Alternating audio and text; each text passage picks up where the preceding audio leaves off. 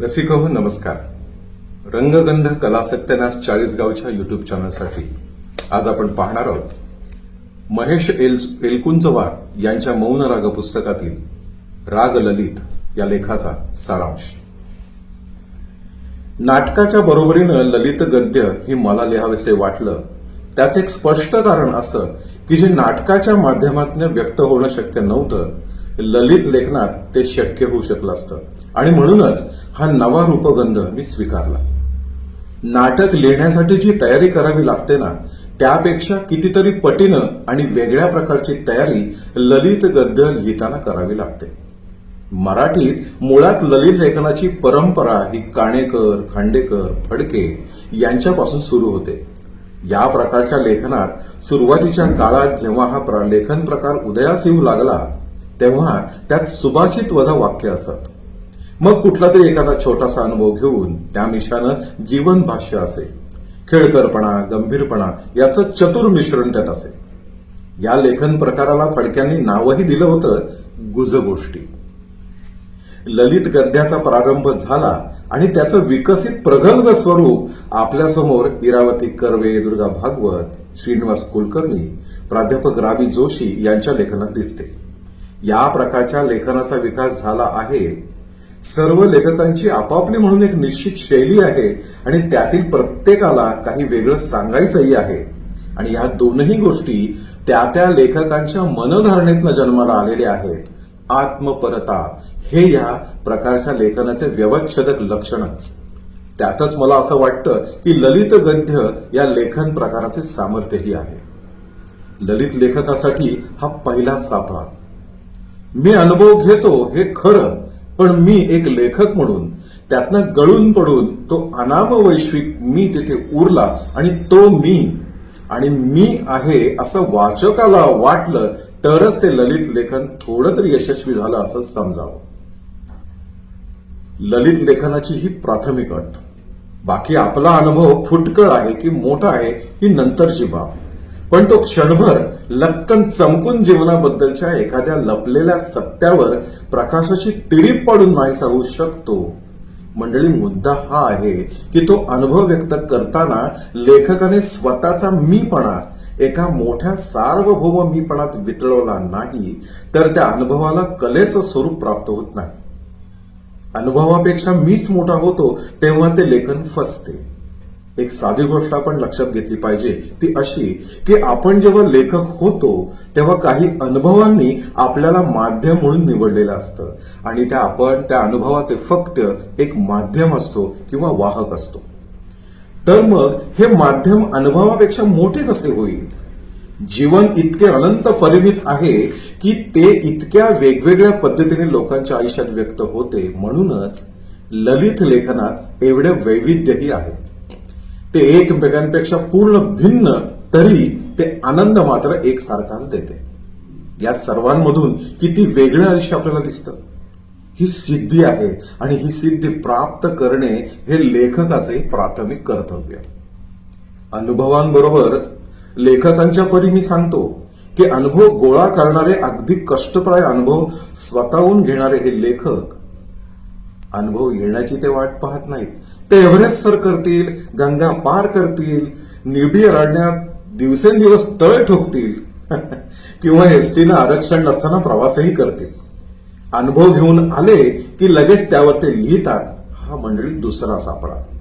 अनुभव गोळा करणे, अनुभवाला जाऊन भेटणे हे सर्व करण्यापूर्वी आपले संचित किती, सामर्थ्य किती आणि आपण ते किती वाढवलं आहे की नाही याची पूर्वतयारी लेखकानं करावी. तर हा साक्षात आपण जाऊन घेतलेला अनुभव. दुसरा ऐकीव अनुभव, कुणीतरी सांगितलेला अनुभव, तो आपण आत्मसात करतो. पण या प्रकारात होते ते असे की तो अनुभव घेणाऱ्या माणसाच्या व्यक्तिमत्वाचे रंग मिसळून तो अनुभव माझ्यापर्यंत येतो. त्यामुळं मूळ अनुभवापासून तो दूर सरकलेलाच असतो. मग त्यात माझ्या व्यक्तिमत्वाचे रंग मिसळतात. तिसरा प्रकार म्हणजे कल्पनेने घेतलेले अनुभव.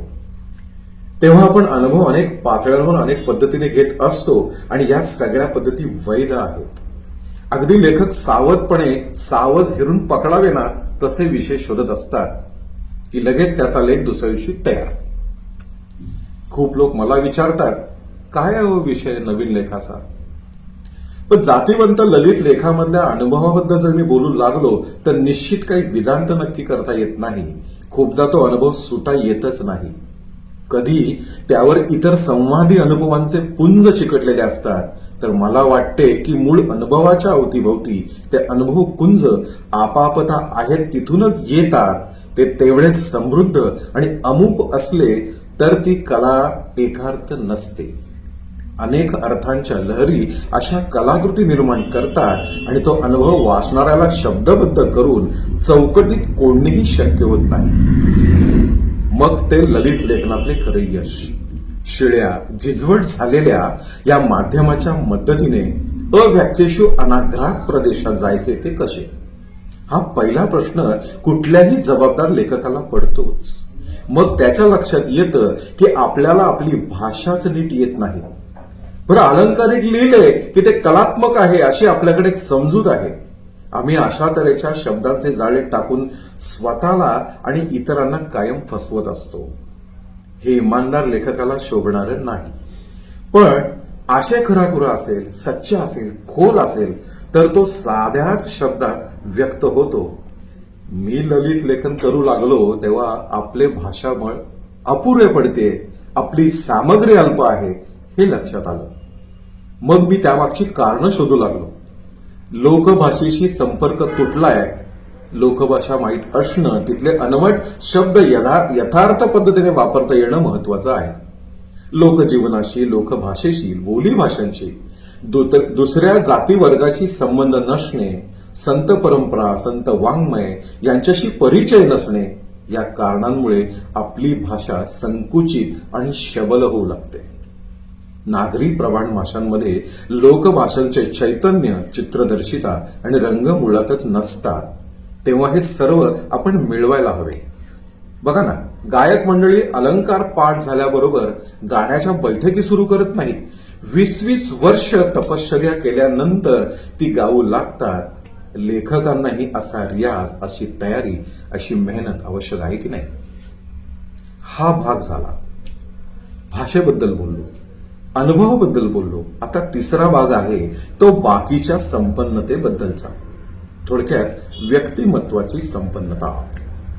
ललित लेखकाला जे माहीत करून घ्यायचे आहे ते त्याच्या आत्म्याची निकण म्हणून त्याला माहीत झालेले असले पाहिजे. मग विविध भाषा, विविध संगीत, विविध कलांची जाणीवपूर्वक ओळख हे सर्वच मी ज्या अव्याख्येय प्रदेशाबद्दल बोललो तिथे जाण्यासाठी उपकारक ठरते. आणि हे करणंही लेखकाची गरज आहे आणि कर्तव्यही. तुम्ही हेनरी मिलर यांचं नाव ऐकलं असेल. त्यांनी फ्रेंच कवी रॅम्बोवर एक मोठी प्रबंधवजा आस्वाद समीक्षा लिहिली आहे. वाचताना रॅम्बो आणि मिलर या दोघांच्याही आयुष्यांची आणि आत्म्यांची श्रीमंती प्रतीत होत राहते. ते आपल्यालाही समृद्ध करत जाते.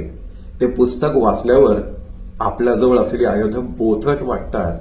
तरी पण जमेल ते करत राहायचे, कारण ते करण्यात फार आनंद आहे. ललित लेखनाच्या या अटी एकदा कळल्या की मग ललित लेखकाची खरी सुरुवात होते. सर्व मोठं लिखाण असंच असतं असं मला वाटतं. सुरुवात त्याच्या आनंदातून होते, पण त्याचा शेवट होतो तेव्हा आपल्याला एक शहाणपण आलेलं असतं. अगदी थकवणारं पण प्रसन्न करणारं शहाणपण.